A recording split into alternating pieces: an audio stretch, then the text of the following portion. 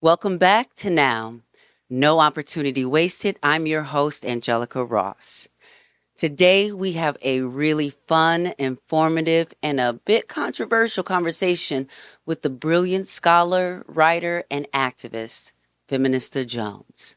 Baby, we talk about everything from Project 2025 to voting in this presidential election and so much more. But before we get into that conversation, let's start things off, as we always do here, with a word from Buddhism Day by Day by Daisaku Ikeda. Today, as you are listening to this, or maybe not today, but today that this comes out is September 2nd, and it says, quote, ultimately, happiness rests on how you establish a solid sense of self or being. Happiness does not lie in outward appearances, nor in vanity. It is a matter of what you feel inside. It is a deep resonance in your life to be filled each day with a rewarding sense of exhilaration and purpose, a sense of tasks accomplished and deep fulfillment. People who feel this way are happy. Those who have this sense of satisfaction, even if they are extremely busy, are much happier than those who have time on their hands, but feel empty inside. End quote. Now, I got to say, I definitely have been feeling a sense of accomplishment lately, being filled up every day, just with the things that I'm doing with that have so much purpose and intention. And, some days, though, I'm downright exhausted. I'm not going to lie, but it still, at the end of the day, feels so good. And this past weekend was filled with so much. I helped host an Intro to Buddhism meeting with our LGBTQIAS2 plus division of our SGI Buddhist organization called Courageous Freedom, which is our all-inclusive community within the SGI that is dedicated to ending prejudice, creating equality and peace, and opening the path to ending prejudice. Don't that sound amazing? Courageous Freedom. That's our LGBT group there. So I wanted to do a Buddhist event during the World Black Pride Weekend that's happening here in Atlanta. And I wanted to provide an alternative to the normal events that you sort of see going on at Pride. And baby, the kids came through. It was almost 30 of us packed into this room where we chanted and we held a discussion on Buddhism. I got to meet a poet by the name of Intellect, who performed an incredibly inspiring poem. Intellect, if you are listening, I need that poem to be published ASAP. That was so inspiring. We also had folks who responded to my messages on social media and texted me, because you can text me for more information. And I was able to encourage them to come to our Buddhist meeting. We also had a couple young trans kids that were there. And it was just, oh, man, they were so adorable, as they told me like how much my practice has inspired them. And it just was incredible to see them inspiring their friends who are also trans. And then I had my girlfriend sitting right next to me, which was just perfection for me, And then the very next day, she received her she received her very own Gohanzen. And that's, basically the scroll that we all chant to. So that also means that she has officially joined our SGI Buddhist family. So welcome to the family, G. I was so honored to be able to be there to watch her receive her Gohanzen and be able to stand next to her in that moment. And yes, like I said before, it was always my thought that if I want to be in a relationship, I want to be in one with a spiritual foundation, a strong spiritual foundation. But of course, I'm actually just way more excited for her own personal journey, and can't wait to see what this Buddhist practice is going to do for her in her personal life. I'm really excited for her. I've already seen it bring blessings to her and her family. So congratulations, G. So again, if you out there listening are interested in learning more about Buddhism, feel free to text me at 404-737-1450. I can help connect you to an SGI Buddhist center. We have one in every state, and a Buddhist meeting pretty much happening every week in every neighborhood all around the world. No matter where you are, so no matter where you are located, I can help get you connected to your local SGI Buddhist community because I got that connection. Also, it's about that time again when anticipation for the new iPhone starts to buzz. So I want to remind you that we are boycotting and trying our hardest to hold on to the working technology that we already have. We don't need a new phone every year, especially when it comes at the cost of genocide. In case you haven't heard, Gaza is not the only place experiencing the horrors of genocide. Men, women, and children are being forced to work in the most inhumane and life threatening conditions, all for cobalt and Congo's precious resources that power most of our technology. So, again, for those that are clueless, Africa is not poor. It is actually full of resources that have been extracted by a deadly combination of human rights violations, child labor violations, land dispossession, colonization, imperialism, capitalism, and so on and so on. So, if you really need a new phone, consider buying refurbished. There's actually companies out there in technology where you can keep the same actual phone and just keep replacing the parts as you need to. I can't remember the name of that, but Google it, or I'll look it up and I'll try to pass it on to you. But in any case, we have to do whatever we can do, big and small, to make a difference. Y'all know what it is. No opportunity wasted. So, with that being said, let's go ahead and get into my conversation with Feminista Jones. Now, I do want to give a little disclaimer. Feminista Jones and I both make it very clear that we are encouraging everyone to vote, to find the power in their vote, and to vote however they feel. We recognize that as Black people, as women, or even as LGBTQ folks, that we are not a monolith and we don't all think the same. And we want to respect each other's differences as much as we can. You've heard of my body, my choice. Well, it's also my vote, my choice with Feminista Jones. Take a listen. All right. Well, welcome to now, finally, because I have been waiting for this moment to kiki with Feminista Jones. I wish, I've just been running around today, but I got my read the article mug. I have been a Patreon. I Yes. have been a student. I have just been a fellow sister in the movement out here in these internet streets as well as in real life, IRL. So please welcome to the podcast now, Feminista Jones. Thank you so much for saying yes. Oh no! Thank you for having me. My students would love this because I teach you all the time, and so hopefully You know, some of I'm them will see this.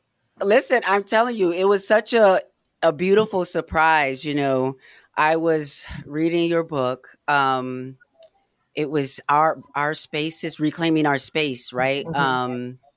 Reclaiming our space. And I'm listening, and there's various folks in the book, that you're mentioning, Angela Davis and like Bell Hooks and all these other folks, Barbara Smith, and and then I hear, little old me in the mix there, and I'm just like, I was so pleased because as I was listening, as a Black trans woman throughout my years of being 43, I have sat at the foot of so many Black women teachers, that have taught us a little bit of things as much as they could. India Arie, brown skin, and different things of where I see myself reflected.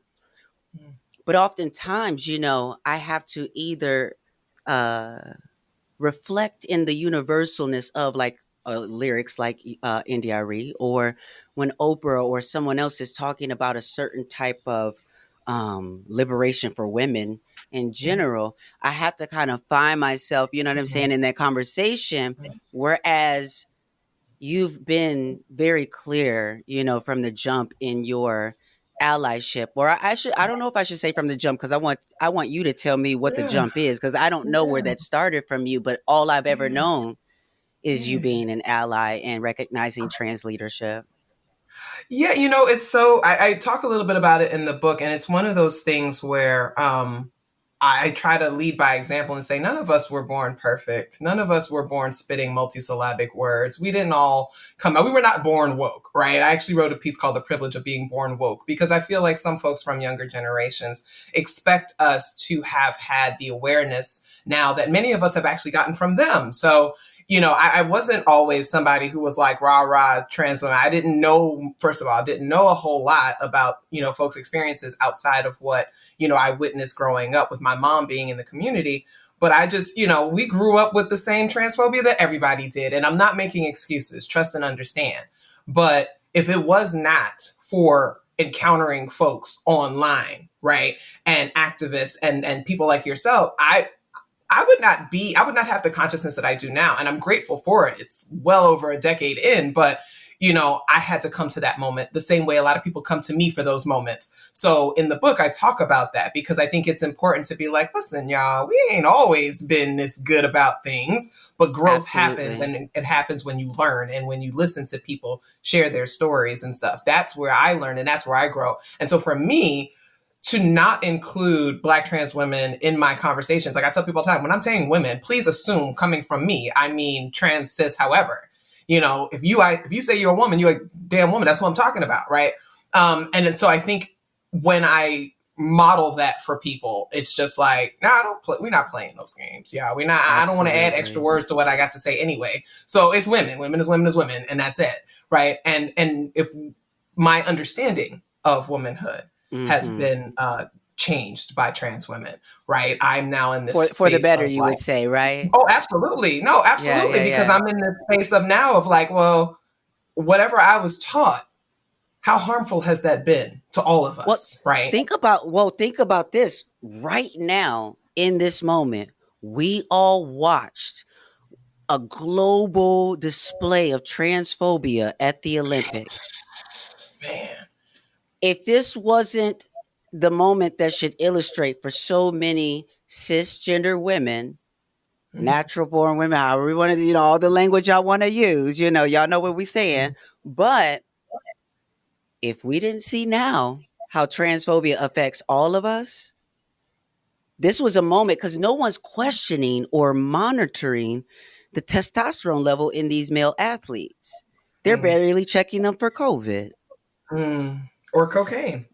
Oh, well, let's talk about it. And so there's so many things that they call black athletes out on. We've seen Oh, Shakari Richardson absolutely. called Hmm. out for marijuana usage, but yet I've seen people, and again, I haven't really been following that toughly, but I've seen people calling out some athlete for having a history of sexual I want to say assault on a minor, like a 12-year Yeah. old. Yeah, he raped a And 12-year yet, old.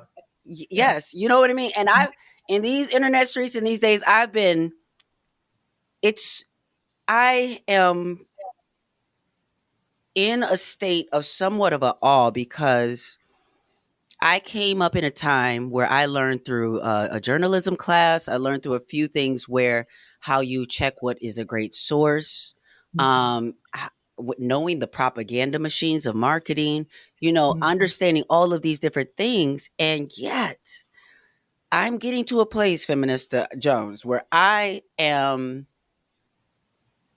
pausing Mhm. as I consume the Yeah. media that comes in, because I'm not sure if what I am watching is real, and it's Mhm. or is Mhm. being shown in the lens that I'm supposed to see it in. And it's so hard because I used to be able to turn on the news and on the Mhm. TV and see the news reporting on the stories. But Mhm. now the things that we need to be informed about, Mhm. I, I'm learning about on TikTok. I'm learning about Yeah. on Instagram until they started shutting those things down. And you've been a Right. part of that wave that is it has moved from the classroom Mhm. to the internet. And sometimes people get it confused that you just started on the internet. But Yeah. what's that experience like? Well, it's interesting because we are going to be celebrating the 10th anniversary of the National Moment of Silence, right?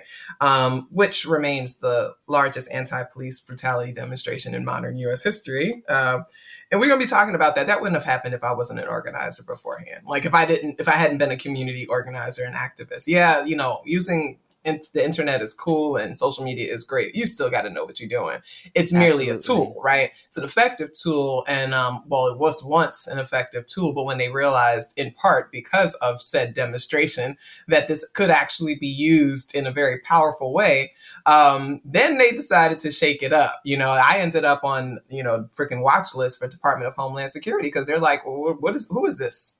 Who is this that can do this kind of thing on this massive scale? And so now we're Mm-hmm. starting to see the consequences of that kind of mobilization and activism. Now they're trying to destroy all the platforms that we use to connect with each other across the country, across the world. And so Let's people talk have to about stay those. woke. Well, let's talk about those consequences for a second because Mhm. I is that you talk about consequences. I know what you're talking about. Mhm. Definitely. Is everyone aware of all of the I say that I ask this because I don't know if it's feigning ignorance. I don't know if it's I don't the kind of oppressiveness and the shutdown that we've had happen. Some of us really feel it, and I don't know if everybody does feel it or if the shutdown has made things a little bit more comfortable too for Mm. others who are not just the oppressors, but the people who just Yeah. good vibes only. Yeah, I know what you're getting at. So I always want to give people perspective. You're 43, I'm Please. 45. 10 years ago, a lot of the folks who they're targeting now that are in their 20s, these were kids. They were in middle school and high school. They don't remember a lot of this. I get students, I'm like, Mike Brown, and they're like, who? They barely know Trayvon Martin. They barely know Wow. these things. And this was Really? just a decade ago, right? Right. So we're talking about almost a collective amnesia around a lot of these things, in part because of social media's microwave ability and how new topics are generated every day. The brain is not designed to hold all of that, right? And Baby, so no. if you were 14 when Mike Brown died, did you go to a protest? Maybe if your parent took you or something like that. Were they talking about it in school? We don't necessarily know. 10 years later, you're getting online, you want to organize for Palestine and for the people, the Palestinians and Congo and Sudan and things like that, not realizing that a decade ago, you had people doing the same stuff that you could be learning from. And so folks are a bit disconnected, but that was the consequence. What a part of it was, really disabling and disarming a lot of the ways we connected online, making But where people does this pay for come certain from? things. But where did this come from where people, not even just young people, but anybody who said, okay, now I want to come in, Mhm. where does the line of thinking come from to not look back at Mhm. and see the work that anybody or just it just Right.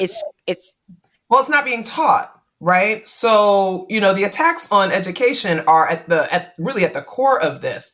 What are they learning in school? Again, if your parents weren't involved, they're not necessarily going to teach you these things. I learned about mhm, a lot from mhm. my mom, who was an AIDS activist, like early AIDS activist. You know what I mean?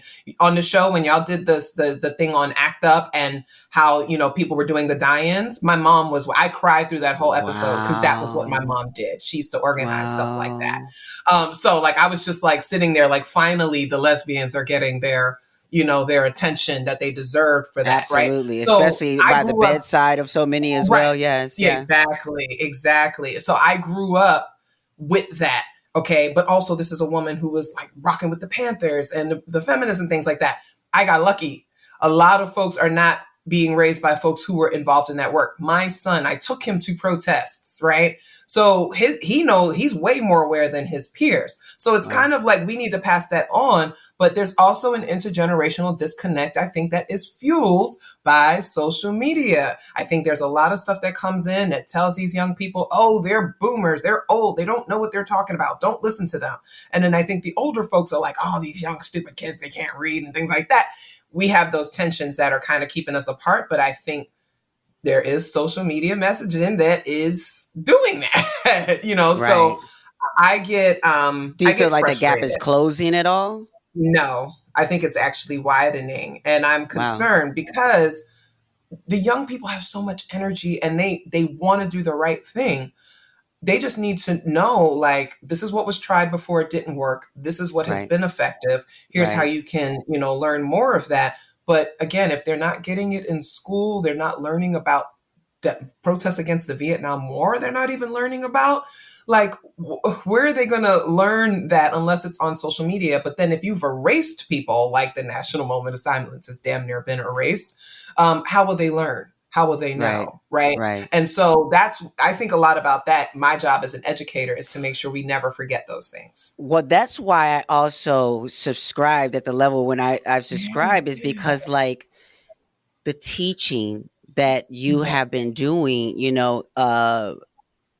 some a lot, obviously for free, and Mhm. just, folks I know, which I hope even more folks recognize the value in Mhm. what you are offering in this moment, even when you don't have to.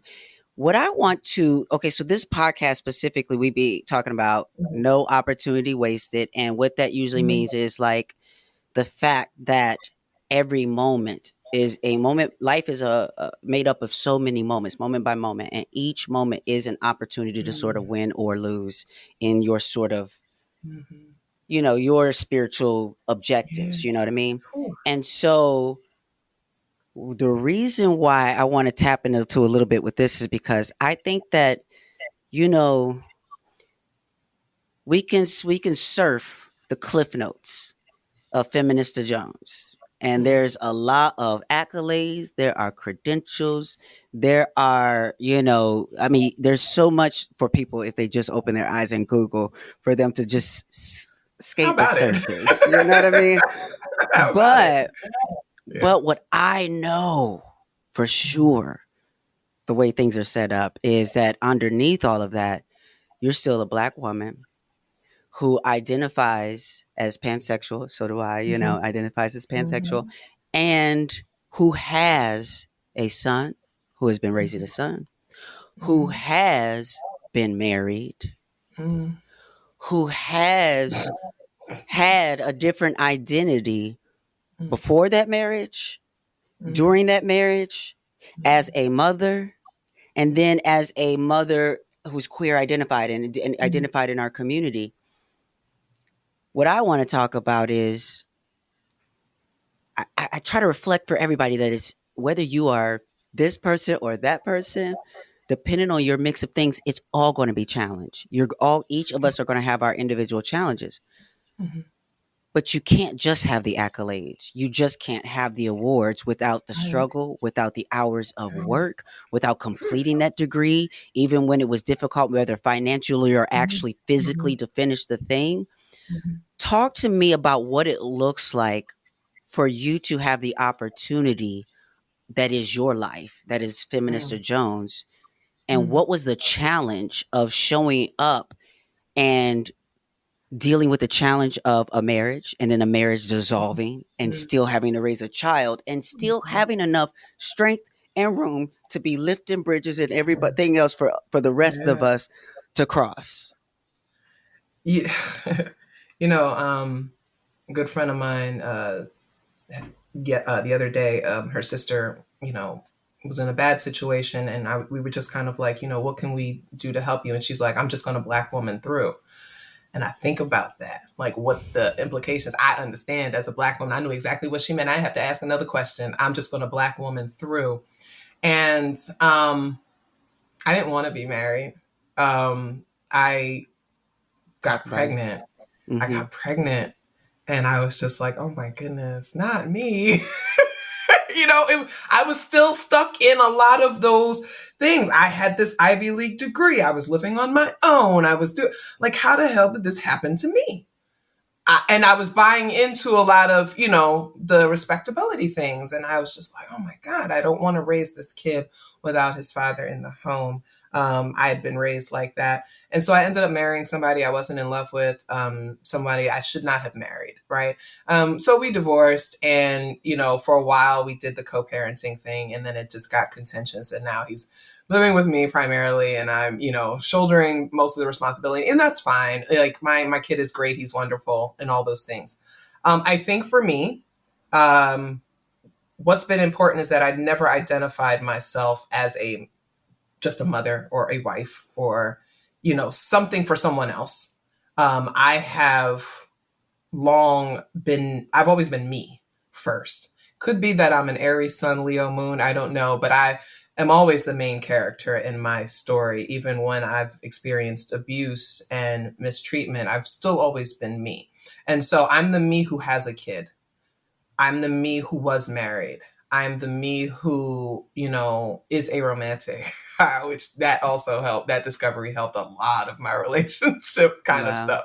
I am the me who is pansexual. I am the me who does those things. And I think being grounded in each iteration of me supersedes everything else. At the end of the day, my oxygen mask has to go on first.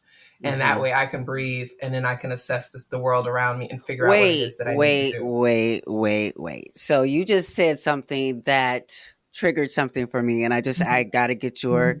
opinion on it because I don't understand how you can sit here and talk about putting your own mask on first, also wearing a what do you call the Kafia. kafia Kafia. because and also speaking the way that you do, you seem to be walking and chewing gum, and I'm wondering how you do it because the thing is that the conversation has come up that Yeah. politically speaking right now, a vote for Kamala Harris Mm. is for us as Black people putting our mask on first. What would you say to that?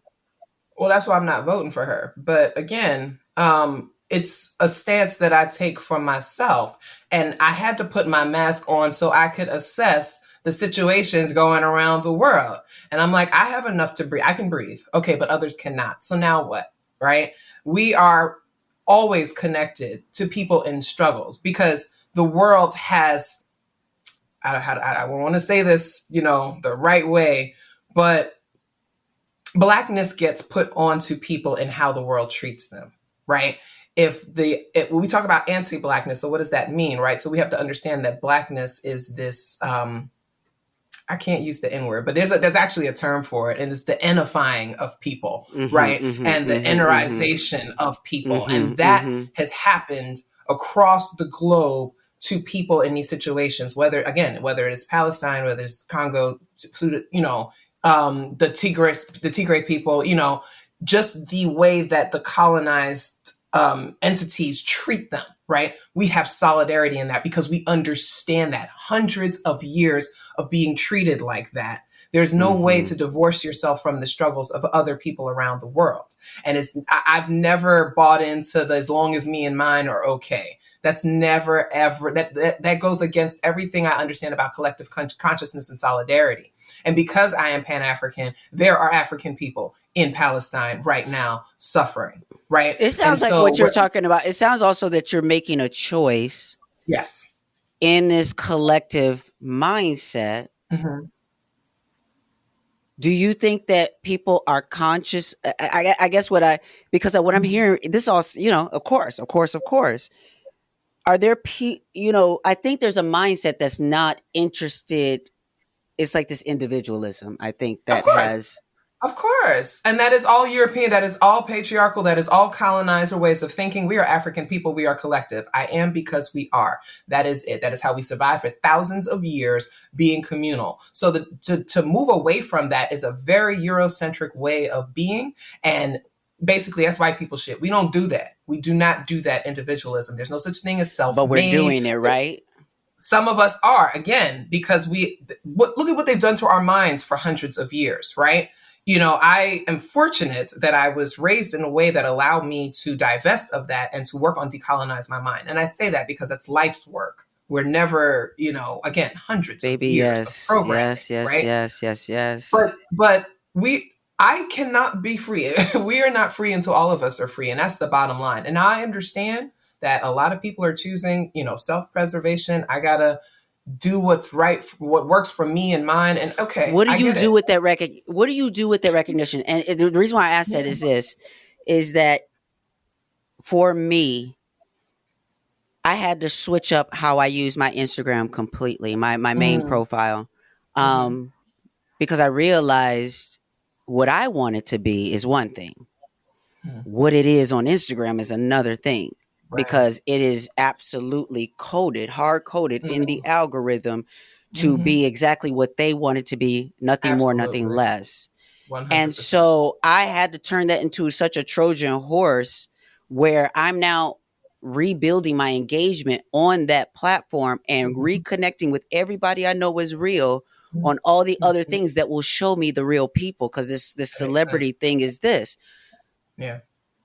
So, but from my perspective, places that I've been, I came into this from grassroots organizing. I came into Mm-hmm, this from working with the task force and this and that and the mm-hmm, third. And then I got famous from my acting, not mm-hmm, from being a token advocate, which because I can understand whenever people are trying to do certain things. And yeah. I'm always the one they have to second guess themselves when they invite, because of how I use my platform and my space. Right. But Who are you telling? listen, they be like, wait, are you sure? Did you read? You We're know, not sure we can risk that because we're that, not that one sure. there don't know how to shut her damn Baby, mouth. let me tell you, I had hosted Pride on ABC Hulu for 2 years straight. I've Mm, been speaking up so much about this stuff. The third year came around, I was supposed to be hosting again. mm-hmm, That all got shut down because they know as well as I know mm, what I will do with a live moment. come And on. because what I won't do is trash the situation. What I will do Mm, is right, drop exactly what needs to be, dropped in that moment. right. But from my place and experience and access and all these different things, I've always understood what you're talking about, the collectivism and how collective Mm-hmm, liberation. But what I've mm-hmm, been seeing is capitalism, Hollywood, privilege, whatever, picking us off one by one. yeah. And all of a sudden, it's about me, and it's about protecting that thing, and it's about separating from you talking too loud about that, and and so to me, and I don't know if I'm too drastic in thinking this, and this is what I'm asking you. How do you look at when you identify those who are operating through individualism, Mm, whether they are at a distance, a celebrity, someone you looked up to, or mm-hmm, someone that you are in closer proximity to? mm, Does that change anything, or how do you engage with someone who's in a space of individualism? mm. I don't. I don't talk to people. So here's the thing. I've reached a place I don't look up to people. I look sideways because that's where I am. Right. Right, I heard that. I heard I that. have great regard for many people, but you ain't no better than me. Right. And Nor that's am the I any better truth. than nor am And I that's any the better than truth. them. Right. Absolutely. Yes. We I am because we are. Um yeah, I don't deal with that anymore. And I make it kind of clear. And I think one of the things that puts that puts off some people is that I am such a straight shooter. I'm very F your feelings, because if you're not talking about what I'm trying to hear, I don't have time for this. Like the 5 minutes, 10 minutes that I spend going back and forth with you, knowing that you're enslaved and you're going to uphold white supremacy, is 5 or 10 minutes I could be handing some food out somewhere, or I could be, working on a program that's teaching young people how to advocate for them. So I could be doing something else. And we're not going to get caught in that trap of like trying to defend our humanity against people who will never see us as human. I don't understand that anymore. And I see a lot of folks, and I get it. I do understand Changing hearts and self-preservation, minds. right, survival, all those things. And I think that's what you were getting towards asking me earlier. And I just want to touch on that really quickly. Trauma is trauma is trauma. I'm a retired trauma-informed social worker. I never project trauma onto people, nor do I tell them what they must do. What I do is try to understand how people are in the situation. I always ask the question, what happened to you? Black people around the world, what happened to us was European colonization, imperialism, dominance, violence, savagery, all of that stuff. So I understand why so many of us operate and function the way we do. It's how we survive, right?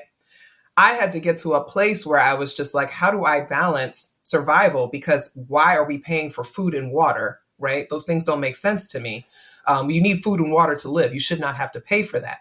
But when it hit me that I live in a world that makes human beings pay for food and water, I knew that I was operating in a world that made absolutely no sense. So I have to do the best that I can to survive that and try to get other people to see that we are better together than we are as individuals. What I see happen with folks that take the individual approach is that they don't last very long. They say if you want to go fast, you want to go somewhere fast, whatever, go by yourself. If whatever the situation, whatever that saying is, Absolutely. I was just saying it today, I'm actually. going to Yes. go with people because I also want people to be there with me. Dr. King said, I might not get there with you. And I understand exactly what he was talking about. Not just that he knew they were going to take him out before he reached a certain point, but also that not everybody will be there. The there that he was talking about. We ain't all getting on the mothership. And I've had to be okay with that.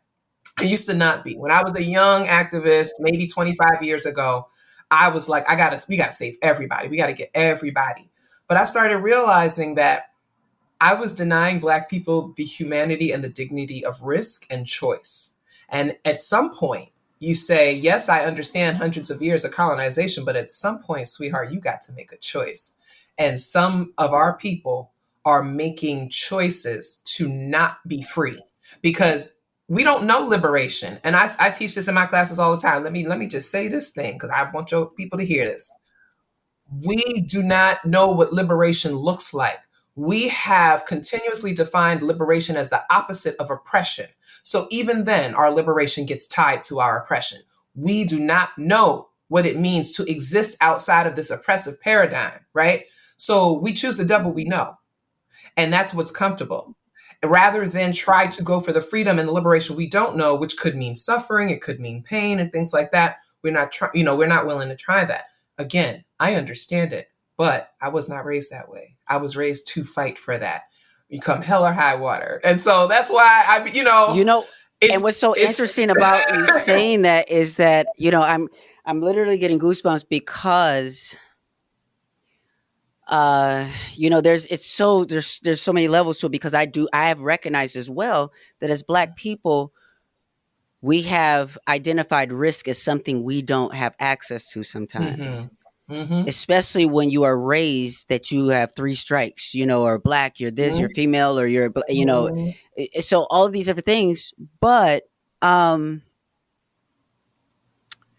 through my spiritual practice and through Buddhism, I was introduced to this concept, and we could talk about this too, obviously, but like it was me meeting when I got introduced to the practice, I immediately knew it was for me or whatever. But when I got to the center in Los Angeles and I walked in and I saw the other Black people, and on their faces, in their hairstyles, in the way that they dressed, was a freedom that I do not see often in the patriarchal Black church.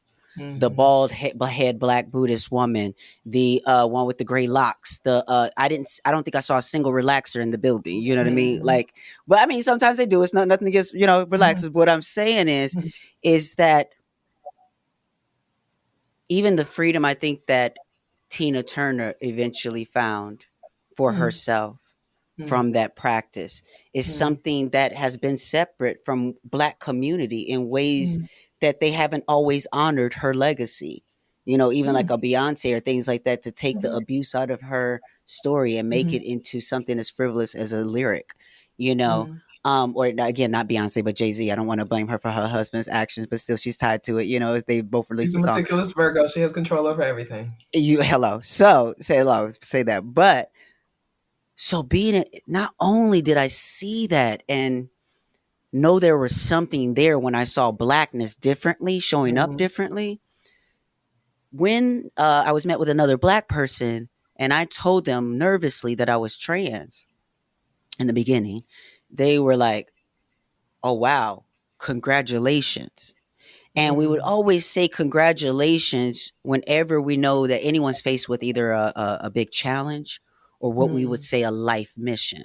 And so the little addition that they were making up in just meeting me is like, wow, you must be blessed. That's their immediate Mm-hmm. thing Mm-hmm. reading. That's, First I of all, mean, that's recognition. That's spiritual recognition. And I'm telling you, as African, it all goes back to Africa. But yeah.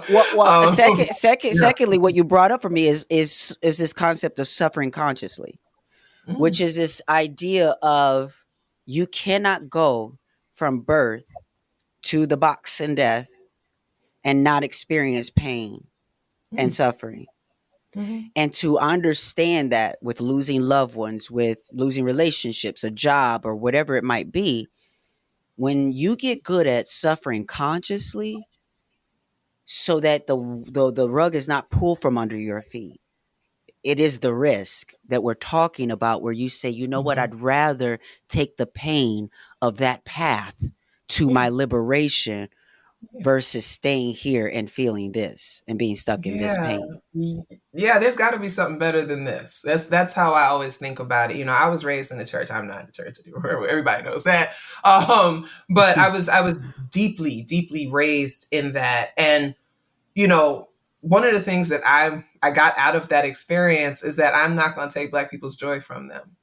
So whatever they find joy in, on some level, I gotta let them have that, because the denial of joy is so systemic that whenever we can find joy, so if that is through praising white Jesus, if that is through chanting, if that is through, getting high every morning, I'm not gonna take that from you. I want to meet you where you are and where you are, you know, most open to receive what I'm trying to share with you. And I can't go finger wagging like, oh, whatever, because you're not gonna get the message. I think about that stuff a lot. I'm smiling because you're saying so much about and we don't have the time. I've been through all Right, these right, changes. right, right. You keep talking about this different iterations. I've been through all of these things. But one thing I understand now, in the work that I do, yeah, you were talking about, not getting paid or whatever. People are like, oh, you educate people and things like that. That's the goal. Dr. Santi, who's my Mm-hmm. Malefia Mm-hmm. Santi, was my mentor, my advisor, and he's like, we do this for the liberation of our people. But this is not knowledge for knowledge's sake. We're not getting these degrees just to say we got them or to learn, whatever. We're doing this so that we can then go out into the world and liberate our people. So what is the point of me knowing these things or being conscious of these things and not sharing that with people? I look at people like John Henrik Clarke and Bell Hooks and others who are like, I got these ideas. I've come to realize these things. I'm going to share it with people so that they can also, learn something. And that's more of what we need to do. Now, we're able Mm-hmm. to use social media to reach larger audiences, but people have been doing this since time immemorial. Like this idea of a person sitting there and sharing wisdom and people gathering around to learn it, that's African. It is what we do. So that's why in my book, I said that, social media really it's so easy for Black people and people of African descent to use because it speaks to our inherent communication style. We are communal. We are communal. We are call and Hmm. response. We are all these things. And that's why we do so well on these platforms and why we're able to, to guide the conversations, to That lead the change quickness and is something else. quickness. And then that's why they are working so hard to shut us down. So, X removed the verified things. They And the suppress you real if you time don't buy stuff. that. Yeah. Yeah, like all this stuff. And I'm just like, I went from somebody who had 170,000 followers to that meaning nothing anymore because they're making sure no one sees what I post. So I stopped posting there, right? You start to realize that that's what's happening. Same with Instagram because I started Absolutely. posting And with about threads Palestine, too. right? Most They do it. areas on there gaslighting everybody about this, Yeah, like and literally saying ridiculous. out of his mouth that they're suppressing political news. They're And then when people suppressing point out they're that like, well, everything is political, yeah, you may want to discuss politics, but we're not going to make it easy for you. Like, are you kidding me? Like that is absolute, like that is out of this world. And so well, what's when out of you this world realize, about it is I think that they're violating antitrust regulations no, because, they're getting away with it. Like, Angelica, like this is, it's such a mind because so I'm I'm sitting not the here only like, one that sees it. no, And watching I this keep in real saying to myself, time. who am I? This is what gets me mad Yeah, though, because I'm a black transsexual from, wherever. yeah. And how is it that I can recognize violations of antitrust laws Well, because when the you fact that read Meta is tied to everything that we have to do as far everything, as business? Do you everything, understand that how many everything. contracts and things that I have lost Mm, because my 450,000 mm, followers is not showing up in my metrics that nope. the brands were paying me for Yep. the eyes for. Yep. So now Meta manipulated my income stream on something that Yep. is tied to the way all of the businesses do business. So tell me we don't have a class action suit together as Yeah, black people and brown people. that's part of why I stopped doing freelance writing because they started caring more about how many followers I had and how many people you would reach. And I told them, I was like, this is not sustainable, right? You know that they're not going to allow that kind of influence to carry on. I am an activist. They are going to suppress anything that I try to do. And so, trying to game the system, all that, it's again, I've been telling people for the last 10 years, build your connections offline. Like make sure that you have community offline or do the best that you can because all they have to do is flip a switch. They do it in China, they do it in other countries. People think the United States won't flip a switch and turn the internet off if they really think we getting too out of pocket. Come on, son. And they'll call it an electrical outage. Out of my face. I know how this works, right? And like people are like, oh, like conspiracy theory. No, no, no, no. I understand the United States government and military and capitalism and white supremacy. Therefore, the so-called richest country in the world that has access to all the tools they need, so where they can figure out little old me needs to be watched and tailed. Okay. Mm-hmm, They can do mm-hmm. whatever it is that they want to do. So we have to be, build that community, build those connections, and stop relying on the algorithm to make that happen. And I think, unfortunately, where the generational divide happens, you and Mm-hmm. I, when we grew up, we have skinned knees for a reason. We were outside. Absolutely. And Absolutely. and that's the difference and the disconnect is that they have managed Absolutely. to steal our children's childhoods.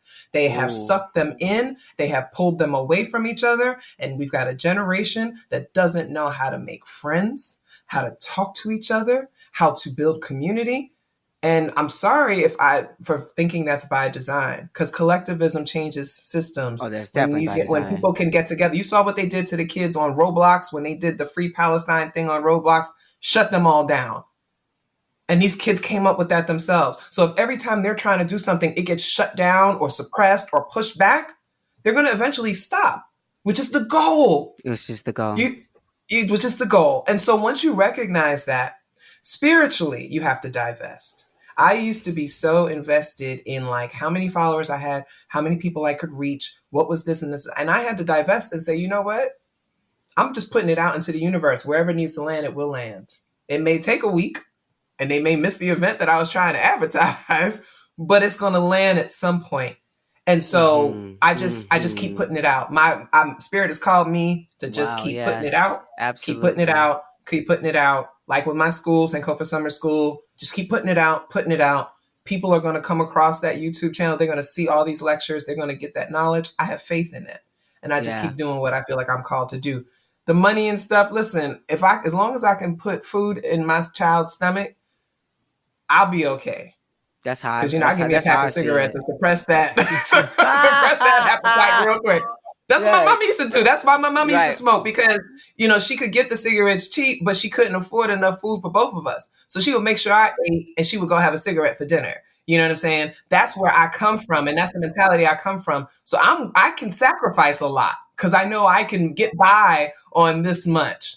And I'm grateful for that because it gives me a perspective. I'm not chasing that algorithm dollar. It's nice when they say, "Oh, we're making a deposit." That's cool, but I'm not chasing that. I'm not. I have community. They watch what I do. They make donations and stuff. I appreciate all of that, but I'm going to do it if I get $0 or 1,000. I'm still going to do it. One person or 10,000 in the audience. I'm still going to do it. And what I think though that you also are touching on, what we're coming up on is the fact that, where your stance is though, is not just with the algorithm, Mm. it's with capitalism. Yeah. Well, that Because controls the algorithm. what, Yeah. oh, yes. And what the reason why I say that is because, like, we're on Threads. I see you on Threads, and Mhm. when I tell you, I'm so glad that I have the experience of being able to see you smile and laugh, and like hear your voice, Yeah. because it is what keys me through the day. Sometimes when Yeah. I see you post something, and somebody might be taking it offensive and thinking you're Yeah. angry, and I'm thinking to myself, they don't know how bad she's just smiling or grinning to herself right now. Sis, I be She high so much too. I be like, y'all really taking this real serious? I'm like, I'm higher than giraffe pussy right now. This is funny to me. Why y'all mad? Like, but I appreciate folks like you that say that, because people be like, oh, I'm reading this in your voice. I know how you are. I've seen you live. I've seen you make jokes. I've seen how you are. So they don't take it that seriously. Other people are just like, oh my God, we got to burn her at the stake. I'm like, Well, catch I me. think that shows that people who are not actually in community with you, and so they Exactly. don't really know, and so, because Exactly. I feel sorry for sometimes for some folks who go into It's your cat and mouse. It's mentions, fun. That shit and is then I'm fun to like, me. oh no, oh oh no, wait, just recently Hmm. you were banned. We had to Yeah. we had to Yeah. advocate to Had to get you back rally on to get me Threads. back. Can you tell the talk? Right. Let's talk about that real quick. Because There's I so many said things. that there were men that were ugly. You're not allowed to say that men are ugly on any meta platform, and that is directly due to Mark Zuckerberg being ugly.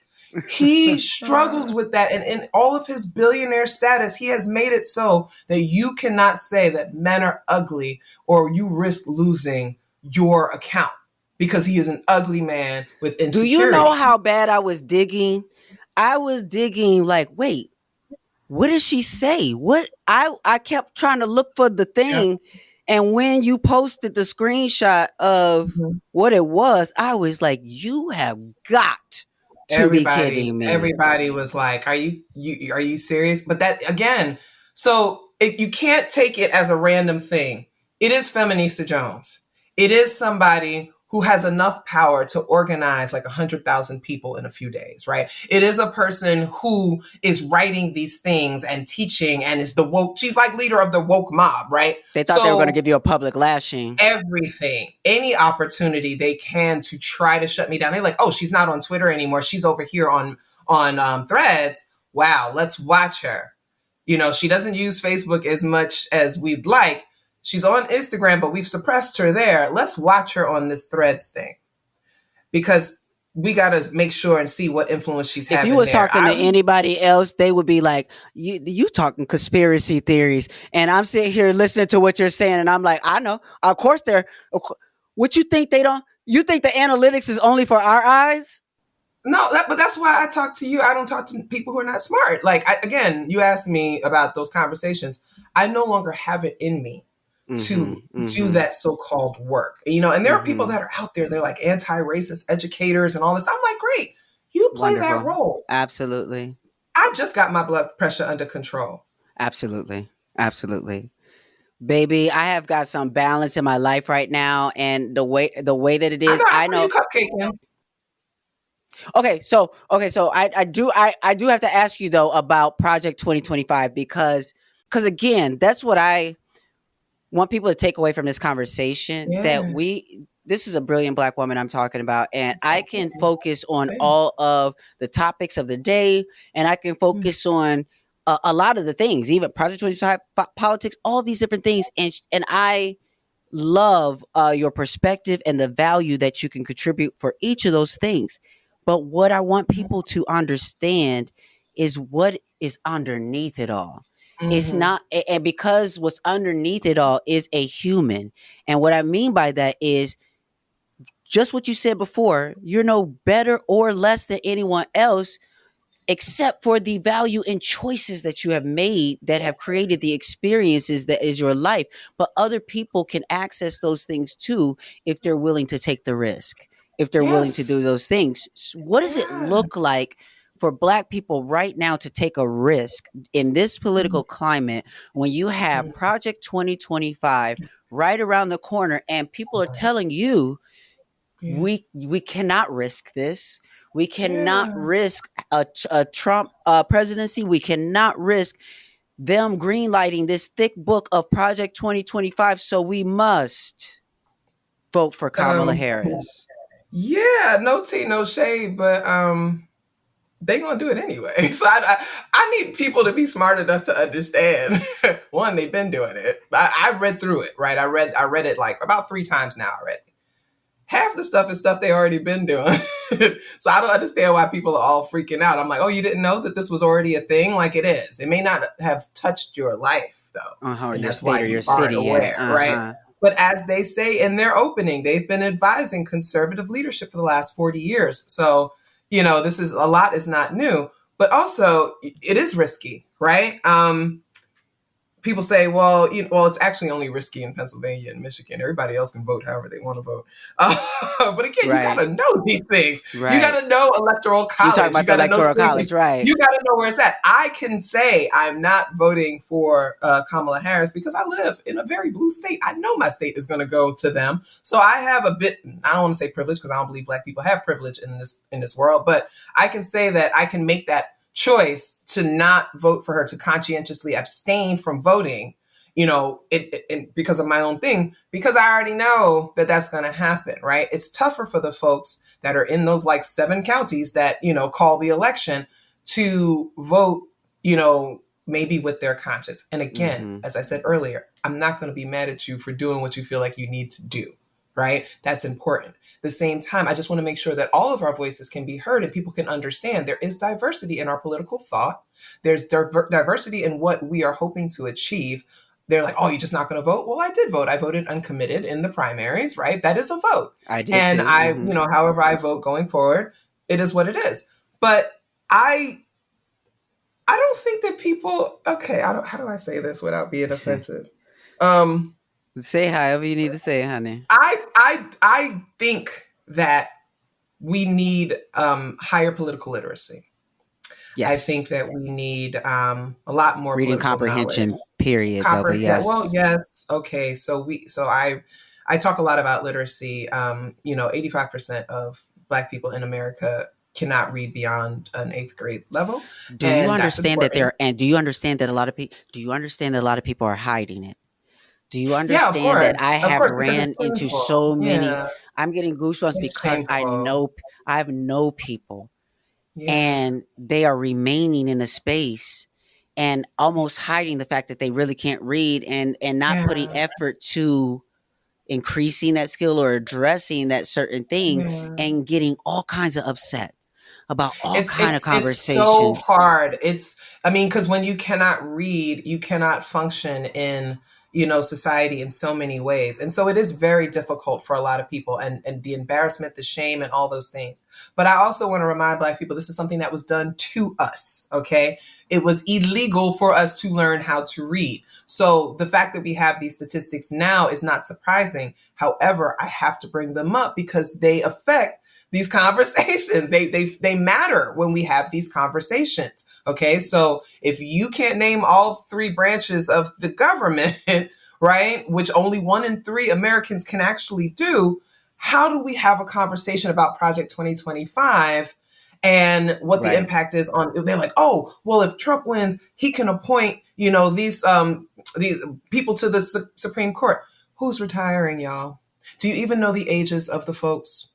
You don't, right? So you're sitting here fear mongering, saying, "Oh, he's going to be able to appoint." Ain't nobody retiring. If he loses, all the conservatives are going to stay right there, and they're not going to retire. If he wins, and they do happen to leave, he's just replacing them. This is the kind of knowledge and critical thinking that needs to exist for us to have these conversations. So I can't have a conversation with somebody saying, "Oh my God, he's going to appoint all these people to the Supreme Court." No, he's not. Right. It's not going to happen. Neither And is there, like you Kamala. said, there's so much Right? there's so much Neither is political theater Kamala. that happens. Yeah, you're right. There's so much That's political why I theater. have my thing. I call it political theater because to Yes. me, it's you like the DNC is coming up, and I am ready for this because it's all theatrical. It's It's all gonna be a show. nonsensical because it's Well, you all thought it fluff. was only the RNC. I thought that only the RNC was the WWF match, Oh where you were no, watching this whole the show and you're like, DNC is a circus. "Rrrr," and It's a then circus. the DNC is the same. It's a circus. It's all it's all now. But now, Not the, I'm looking. exact same, but They dropping features. So we're starting to see who's on the lineup now, and that's getting spicy. And I'm very interested in that. But what I wanted to do with Project 2025, part of why I went through and started extracting it is because I understood that our people can't access it in the same ways. And I, as an educator, I'm like, okay, well, my job is to read things, interpret it, distill it, teach it, and get it out there. Yeah. So I went through, I made 2 videos that are about almost 5 hours total. I wrote a long form piece extracting different things that I like, really summarizing what I think it is. But ultimately, what I need people to walk away and understand is that Donald Trump is not the key to Project 2025 being implemented. Sure isn't. They can do whatever they want. They will do what they want. They have been doing what they want. And a lot of the fear mongering is really interesting. They're like, oh, he's going to shut down, the Affordable Care Act. He said that last time. Did it happen? Because he's incompetent, right? He's going to do this. No, he's not.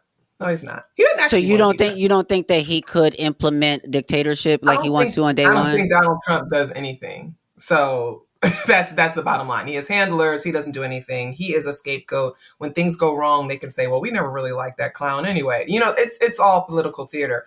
At the end of the day, if Vice President Harris is elected as the president, it will be monumentous. Yes, it will be a moment in history. The first woman president.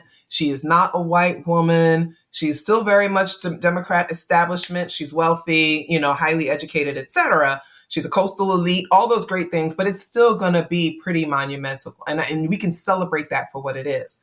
I do not have to, in my conscience, cast a vote for someone who has said she's had unwavering support for Israel since she was a child.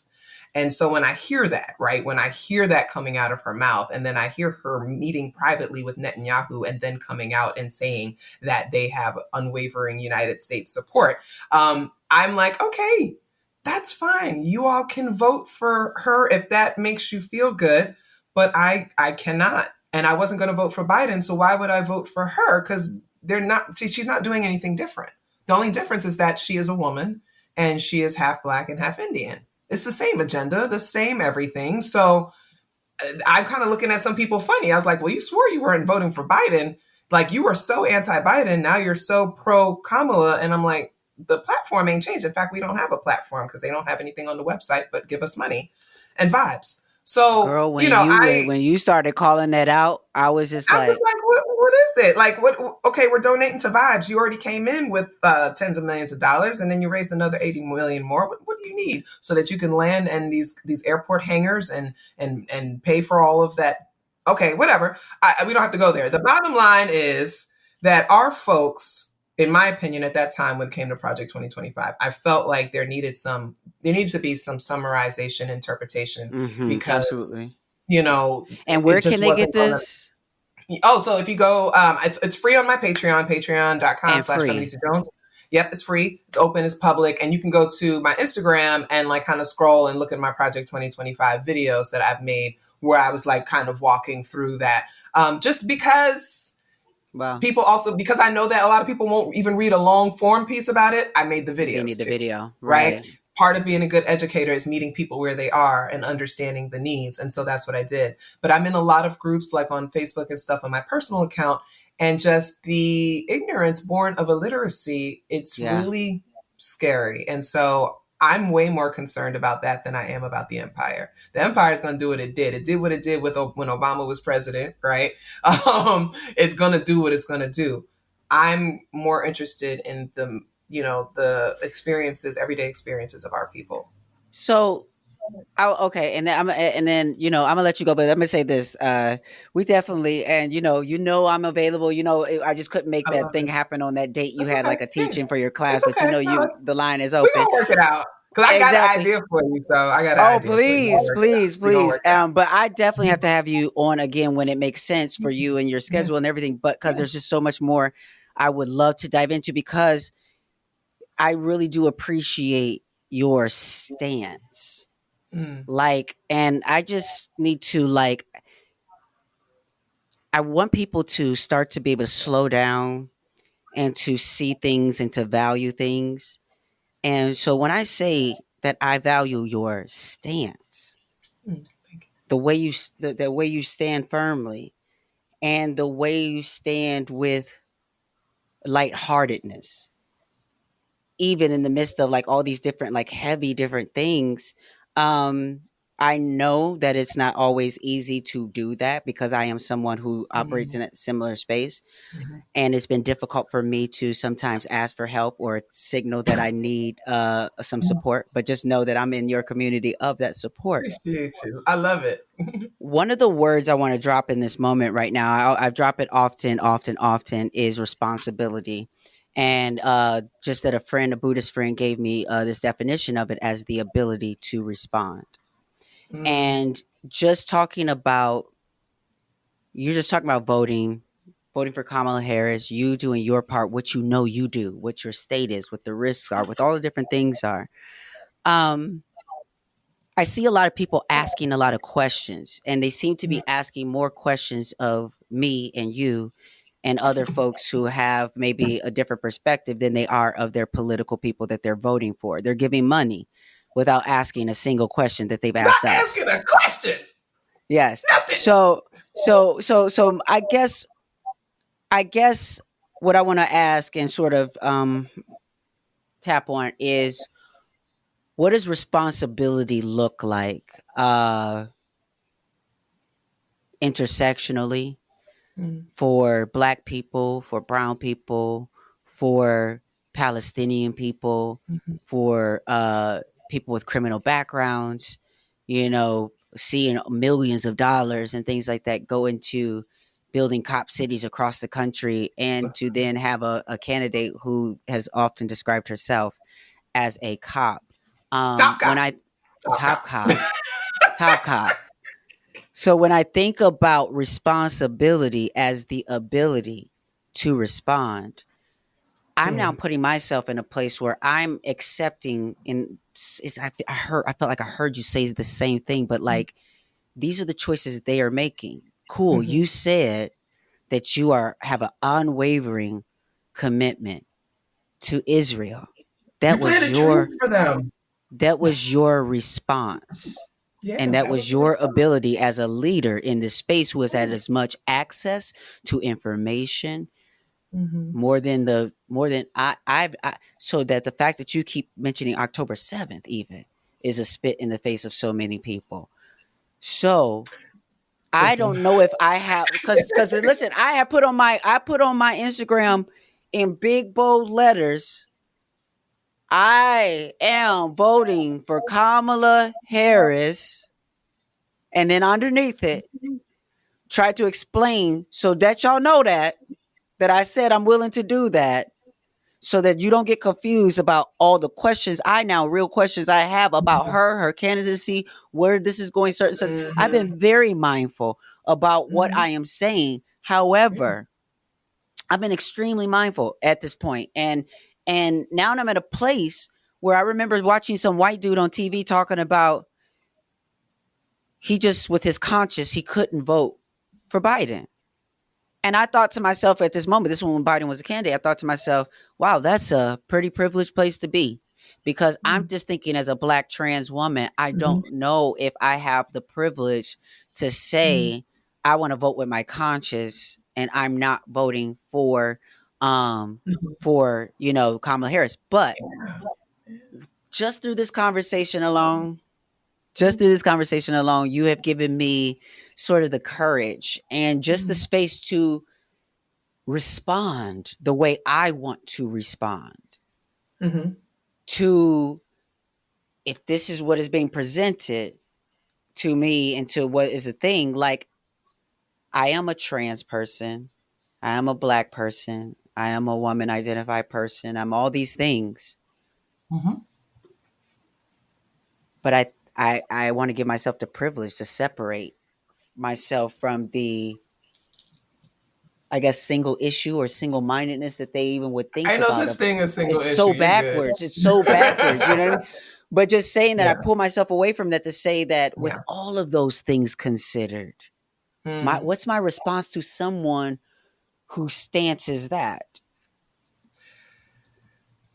I don't Your know if I have the. response is do vote however you want to vote because it's your vote. It is your It's your right. vote, right? Yeah. I wish people would respect that. Like, it is your vote. It Respect is my your vote. right to Right. do with your vote whatever you want to do. People before us fought very hard for us to have the freedom to vote, just as they fought for the freedom for people to have abortions. Does that mean everybody's going to go have an abortion? No. It just means that they want to be free to be able to do so if they choose. Should they The need? same with the vote, right? Especially when you're operating under electoral college. Again, it's political theater, especially when Correct. you have the delegates who could change their vote if they really wanted to. It's Correct. political theater. So Correct. when you have someone like Hillary Rodham Clinton getting millions more of the popular vote and she was not the president, again, it is political theater. So we're going along with that. So if a person wants to perform theatrically and go and vote for Kamala, it means something to them. It's significant. I am not going to tell them not to do that. I've never once said to people that they should not Right. vote for her. Absolutely. I've only Right. spoken about What you're going to my do. own choices. And at Mm-hmm. the end of the day, it's my vote, my choice. You guys understand my body, my choice. Why don't you understand my vote, my choice? Right? I Mm. think that you just came up with the title of this episode, My Vote, My Choice with That's Feminista it. Jones. That's Baby, it. That's oh my it. goodness. Yes. So I'm Yeah. definitely tapping in again. I got goosebumps. Yeah. I hope you have a Yeah. great rest of the day educating folks. I hope you feel valued. Oh, thank And you. that you You just get too. I to hope you do too, because I see how thank you. they are treating you and doing things. And I would love to know which transgender woman they are going to pluck to speak at the DNC this year. And I kind of have an idea who I think they'll go with, but we'll see if it even Mm-hmm. happens, right? Mm-hmm. Mm-hmm. You should be Mm-hmm. speaking there. You should be the person because you have such a prominent voice and you've been doing this work. But again, this is the empire. But And they won't invite me without strings. And that has been the absolutely, conversation that I have had. absolutely. Are you And that's going why, to be their puppet? am I going to be a photo op? No, their puppet. You talked about Or the their strings. puppet? Are Yes, you going to allow absolutely. them to, allow them to make you their puppet? Or do we honor the fact that we have these independent platforms where we can go and say what they want to say? That's what you should do. You should give, this would have been my DNC speech if I had been invited. How about you do that? I We would should love to we see should that. we should do like a something like a live something that's just like, like I feel okay, let's percolate on something. You know what I'm Okay, saying? let's think Because about like, it. because especially when you got what you're saying, the picked Mhm. voices that are going to Yeah, be up there saying everything and yeah. skating on a line so some of us can cheer, but still you're not really saying nothing. So, And them and getting the so clout. They want the clout of being on such a national, international stage. They'll go and they'll be picked to do whatever. Like, honestly, again, that's where I do start to let my opinions and stuff and my thoughts come in because it's like, nah, I don't see it for you. It's cool. You can do what you want to do. I'm not inviting you to the cookout, though. You ain't coming to my house. You can tap dance over there if you want to. You ain't coming to my house, and that's okay. Now, Yeah. if it matters to you that you're upset because you're not allowed to come to my house because you decided to tap dance for the empire, then that's the choice that you made. But my macaroni and cheese can't be touched. So my potato Do salad is you award understand? winning. I feel like people have an understanding sometimes it's very one-sided, Yeah. because what I know is that the choices that I made, I Mhm. knew that I was accepting the consequences with that choice of Absolutely. losing jobs, losing favor, Yeah. losing certain things, while you had to also understand that if you were Mhm. making the opposite choice, you knew that because you were going to be gaining from not making the type of choices that I'm making. Mhm. So when things swing, or if things are different, or what happens, whatever, please know that your choice was your choice that came Yeah. with the consequences that it did. And it's not about being punitive, but it's about Mhm. the admission price for Yes. community being Yes. accountability. And Talk if you about cannot pay that. that Say price, that again. The admission price for community is accountability. A lot of these folks get online and complain they can't find a tribe, they don't have no community, people don't stick to. Yes, we do. they don't want to be Yes, we do have accountable. community. Right. Yes, we They do want to be have able to tribe. say whatever they want to say in the Yeah, name of jokes, in the name of yeah, this or whatever, or going viral or yeah. this, instead of Community will punch you in your creating. mouth. Like, you don't get to do that. And that's how I know a lot of people aren't in community, because they ain't never Yeah, had nobody chin check them. I get my friends will chin check me in a second because they can, because they baby. know me. And they'll be like, I don't I have agree a with that. small I have a small circle that can do that, because I'm telling Right. you, it's a small circle, and I have to like literally seek out certain type of people, because organically around me, I haven't at some I had to come to the realization that I was Hmm. intimidating to a lot of people. And so Yeah. some people didn't even feel like they could chin check me, but it's like, Yeah. girl, that's what comes with being strong, both of Yeah. us. Like, Exactly. Totally relatable. I hate the fact that there's some folks in my life that I'm like, are you afraid to say no to me? Like, have I made you feel like that? Yes, I'm passionate. I'm outspoken. I'm 6 feet tall. I'm a big woman. yes, I get it. But have I ever made you feel unsafe? Because if I've made you feel unsafe, then that's not that's the a bigger objective. issue than Right. whether or not you feel like you can tell me no. And so the people who say no to me, or the people who correct me or chin check me, those are people I know love me the most, because they want me to Absolutely. be my best self, especially as somebody who's a public figure. They want to make sure that I'm doing what I need to do to maintain the connection I have with my audiences and with the folks out there. So that's Mhm. important, and I value Mhm. that. But understand that I am almost always right. So I be saying the same. I, almost always, I I'm allow myself, because when I am wrong, I do right. say I'm wrong. That's one thing that people Absolutely. respect about Absolutely. me, is that I'm like, you know what, I was wrong. I'm sorry, y'all. I ain't mean, that was messed up. I didn't mean to say that, or I didn't know that. I was wrong about that. That was I have no problem saying that, No because it happens problem. so rarely. I'll do it. You know, Ooh, but I Feminista love this. I Jones. love this.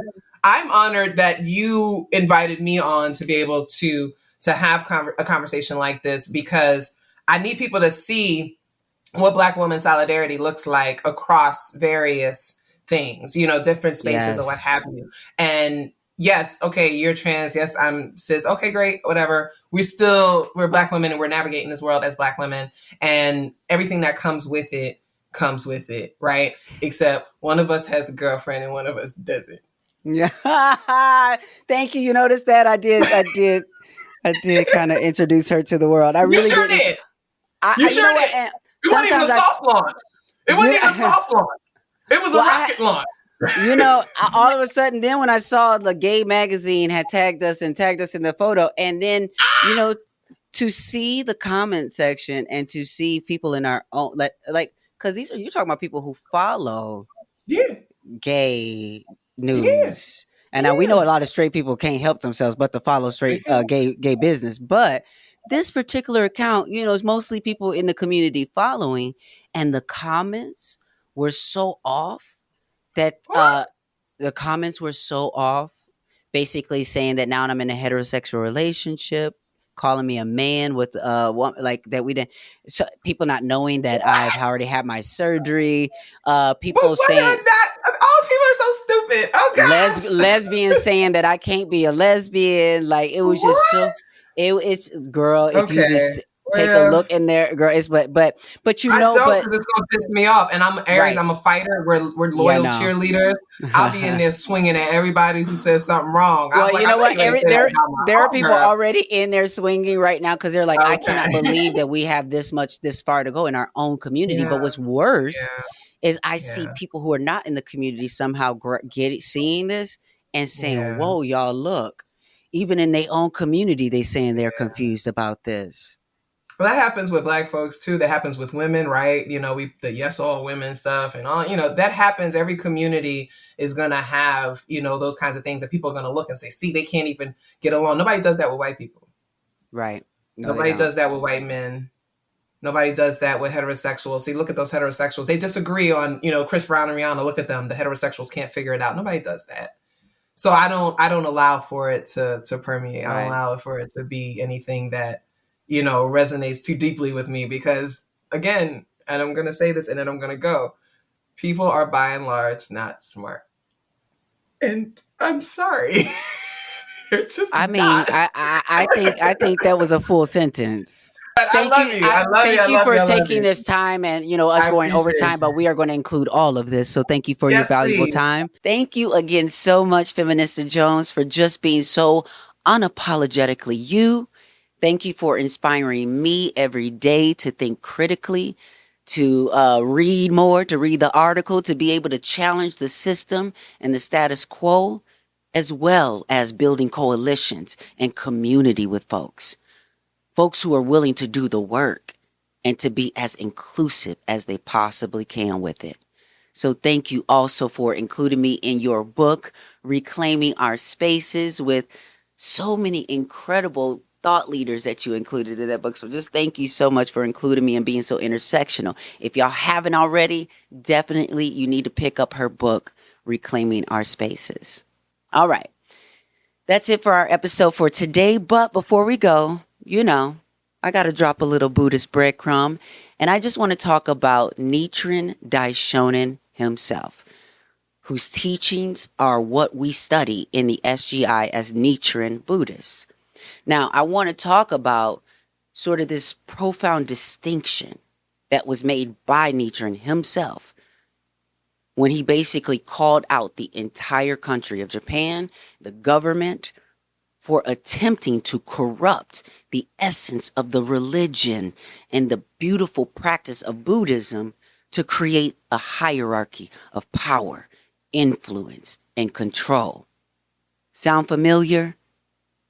Nichiren was a part of this priesthood, but ultimately he was exiled because he just was not down with the fact that basically they were going along with the government.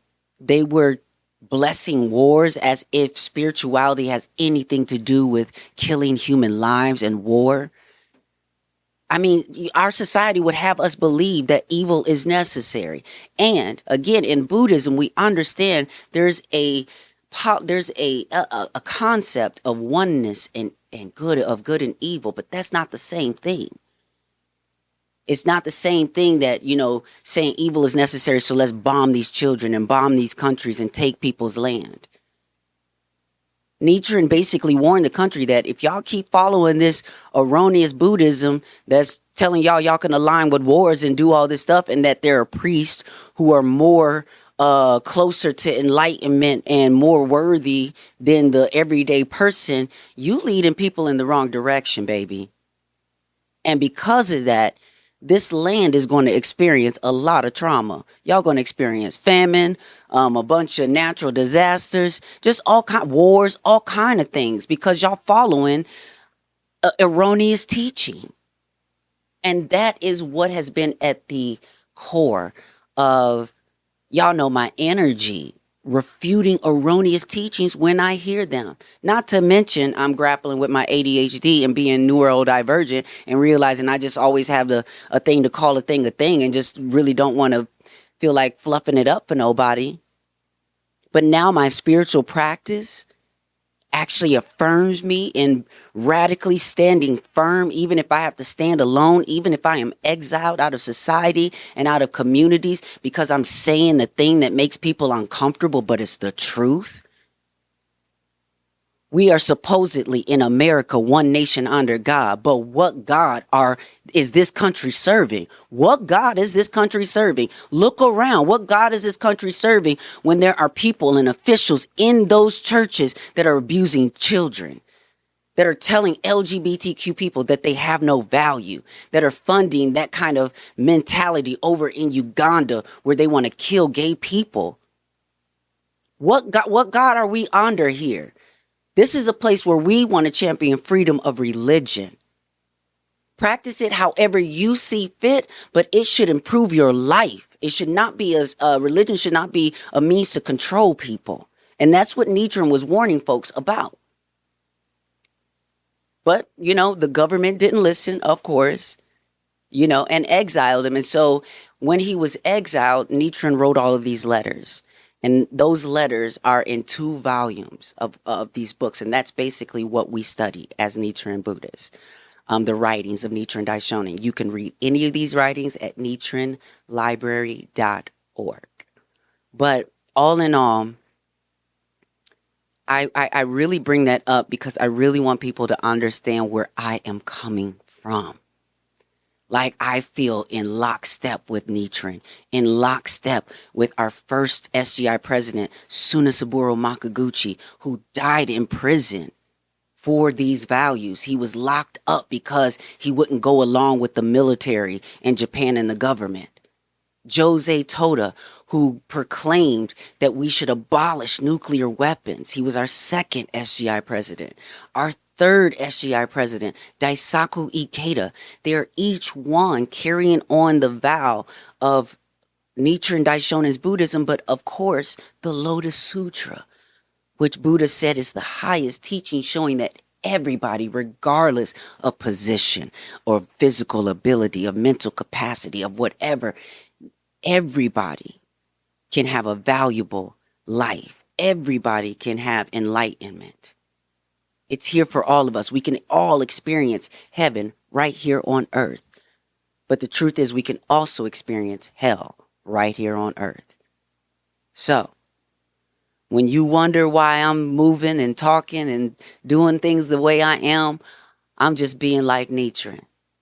I'm just being like my spiritual mentors have taught me to be, to stand firm in the face of injustice, to refute erroneous teachings, and to reflect for everybody the value that we all have. I value myself. I love myself. I know I'm talented. I know I'm worthy. I want you to know that too, and know that for yourself. So this week, I want you to maybe, think like Nichiren. And if, Nichiren's too far-fetched, maybe a little bit like Angelica, Or, again, we got Jose Toda, we got Nichiren, we got, Tsunasaburo Makaguchi, we got the Buddha. Point is that the Buddha is in every one of us. Each one of us can call upon and drum up this sort of courage to face evil head on, to show compassion for others who we may not understand. Please, y'all, find a chance this week to be like Nichiren. And even if you have to stand alone and separate yourself sometimes from people who ain't necessarily seeing things as clearly as they should be seeing it. We don't got to force folks to see things or what have you. Listen, we don't got to browbeat people into caring about other people. But over here in this household, and maybe in yours, we believe that everyone deserves to be able to live their life in peace, to be able to love whoever they want to love, and to be able to be valued just as they are. No opportunity wasted.